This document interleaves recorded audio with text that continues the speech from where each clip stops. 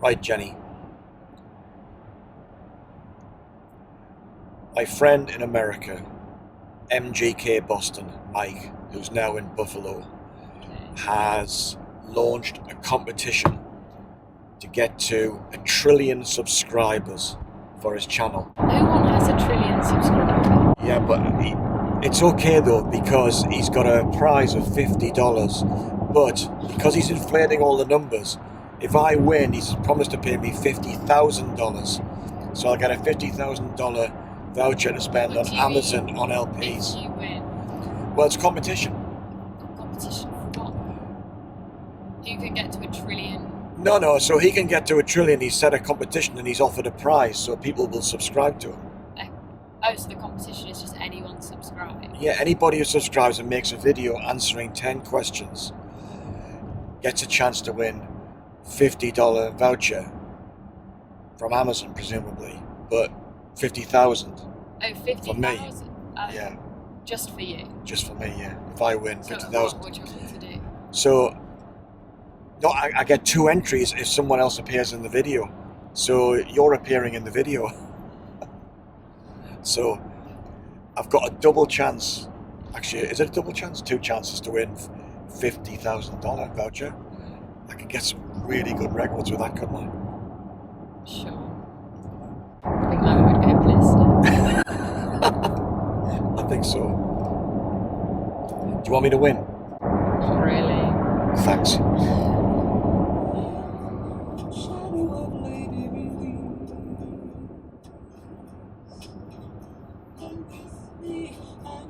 Just ignore that nonsense.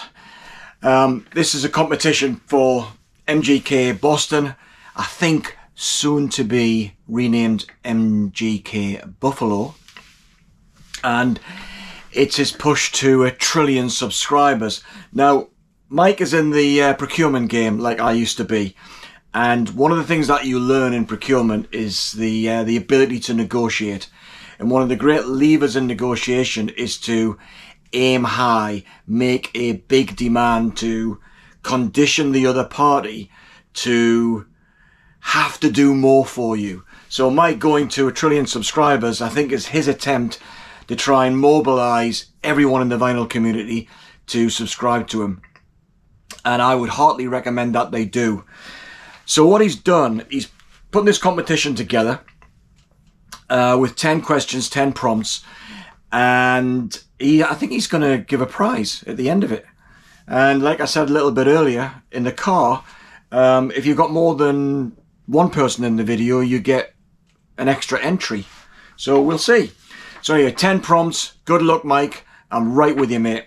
So here we go. Number 1, prompt number 1. This is kind of gets into more personal stuff rather than just the music, but it's mostly music. So, vacation. Where do you like to go? If you haven't been there, where would you go? Now, I did a lot of travel with my work, and I retired a couple of years ago without a bucket list of places I wanted to go. But when I think about the best holidays that I've ever had, or the most memorable holidays I've ever had, I would go back 2 places and I would go back to them tomorrow. The first one is before it got super expensive. We went to the Maldives, and utterly amazing. 2 weeks not wearing shoes. Take your shoes off when you arrive. You don't put them on until you leave. I used to get up at 5 to 6 in the morning to watch the sun come up, and then I would walk around the island in 7 minutes and then go back to our kind of lodge, our accommodation. Absolutely unforgettable, amazing. 2 weeks was like a 2-week meditation. It was fantastic. The second place I'd go back to tomorrow, although not at this time of year, is Colorado in the United States. Did a road trip there before we had the children, and it was just absolutely fantastic. Utterly brilliant. Went to some brilliant places. We went to Vail. Bit of a disappointment was Vail. Went to Aspen. Amazing. And of course we arrived and left in Denver. So yeah, that's where I'd go to if someone said, here's a plane ticket.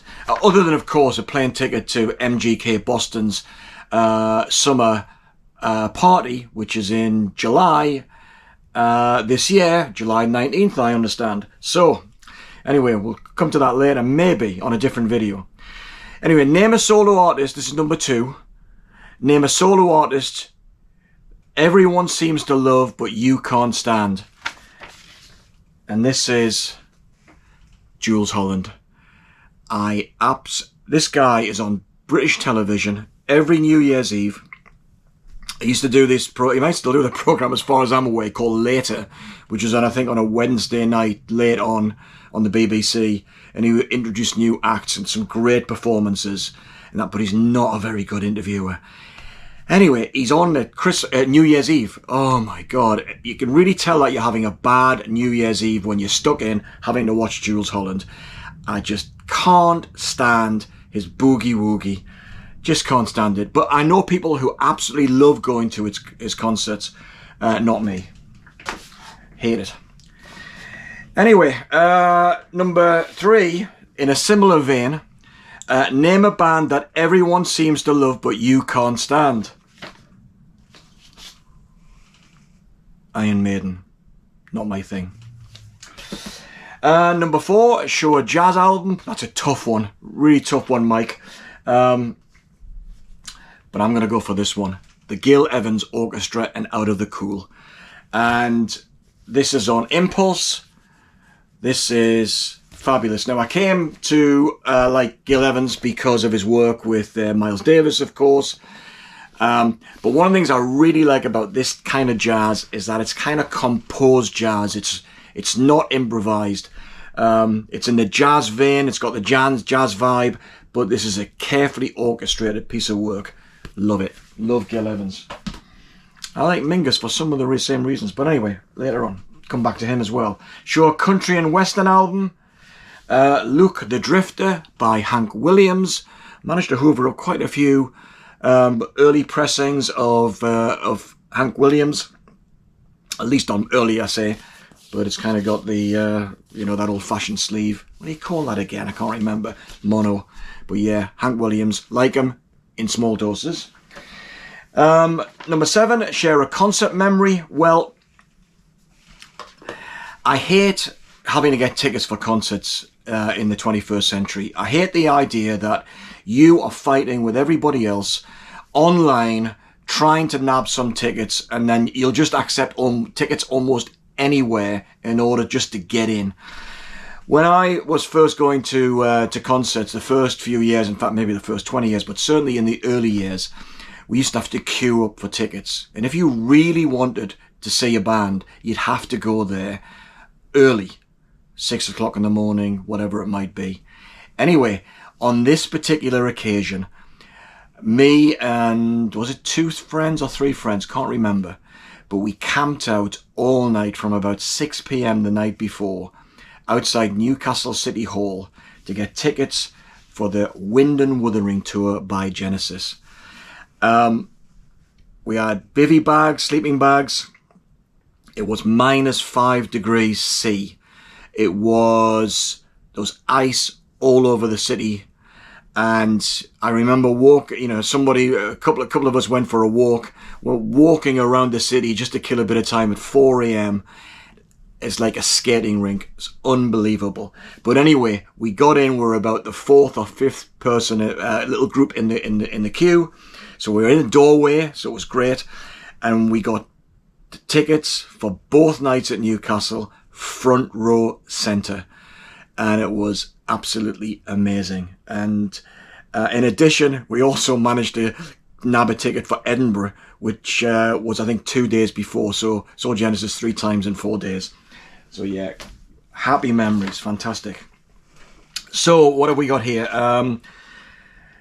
Shout out to a newer vinyl community channel. Now, one of the things that I like about the vinyl community, one of the things I kind of say to people is that you've got to kind of, the purpose of getting involved in the vinyl community is not to, dare I say it, in a monotone, just say, I've got this album, I bought this album next week, it's a nice album, it's a favourite, here's the other one I bought last week. I think you've got to have a bit of enthusiasm, because what we're trying to do is to enthuse other people in our community to pluck a record from the shelves that they haven't listened to for a while and listen to it with fresh ears, or even just make a new recommendation to people, just to kind of share that enthusiasm. And one of the channels that I like, that I've come across fairly recently, is Bobby Gaylor's channel. I think Bobby is in LA. I hope he's all right. But he's brilliant. He's got so much enthusiasm, it just overfloweth. It's fantastic, and he's got a lot of knowledge as well. I think he's been involved in the industry to some extent. Bobby might share. If you go on there, he'll probably tell you why, but maybe I've forgotten. But this guy knows a lot of stuff, and he really shares his enthusiasm. He's got a favourite phrase, which is almost every album he recommends is killer, but it's great in a nice way. Thanks, Bobby. Number 9, show an album by a Canadian artist. This guy's much maligned, but when this came out, it was a revelation. It wasn't revolutionary, but it was a revelation because it brought kind of hard rock into the charts, and it's like a greatest hits, and it's Reckless by Bryan Adams. Absolutely fantastic album from the mid-80s. It's just full of brilliant songs. One of the best albums you can drive a car to. Fantastic. So Bryan Adams. Okay, finally, happy birthday. Show an album that was released the year you were born. Oh my goodness me. It was a long time ago. Oh, yeah, I've forgotten something else as well. I'm going to show this one. This is 90, but there's something else I've forgotten. Anyway, here we go. 1959, my God. Porgy and Bess by Miles Davis. Now, this is not an original. This is just a cheap repress. But yeah, wonderful, absolutely brilliant. Brilliant song, brilliant tunes from Gershwin. Right, now, there's something else. Where would you go? Where would you go? Where would you go? Oh, here is question number 6. Right, finally get there. Who is your favourite sports team or athlete of all time? Well, this is my team, Newcastle United.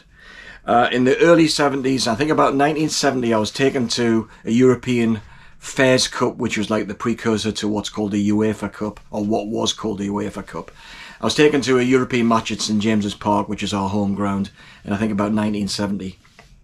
I think the year after Newcastle won the trophy. And it was, my uncle took me there, I was hooked. And then as soon as I was a little bit old enough to go, I think it was in 1972 or maybe 1971, I started going every other week, every home game of the season. And then I did that for several years. I saw some fantastic players like Malcolm McDonald. So Newcastle fans, Super Mac, Newcastle fans will remember him. And then I got into music concerts, and I realised for about the same price as a ticket to Newcastle, I could go and see a band. And it was the difference between winning, drawing or losing versus guaranteed entertainment, which put a smile on my face. So I stopped going to Newcastle as frequently, started to go to concerts instead. So hundreds of gigs, went back to Newcastle, and then drifted away again. I left the area. Then I got a season ticket. I used to drive from the Midlands, about 200 miles there and back, sometimes there and back in a day. And I did that for years and years and years. And right now, if you know anything about football, real football, you Americans, you'll know that Newcastle are doing very well at the moment. I think we've won 8 games out of 8. The last 8 games we've won, which is brilliant. So anyway, that's fitted that one in the end. It should have been number 6, but never mind.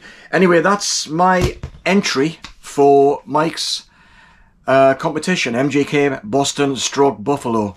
So go subscribe, go make your own video, help push him to 1 trillion subscribers, and then everybody wins. Well, I'll win if I win the prize, but we'll see.